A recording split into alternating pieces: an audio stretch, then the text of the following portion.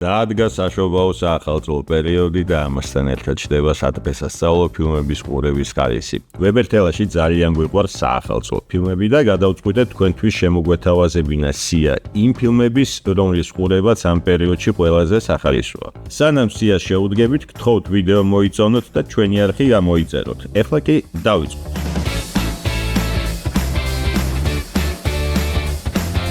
მოდით დავიწყოთ ექშენით.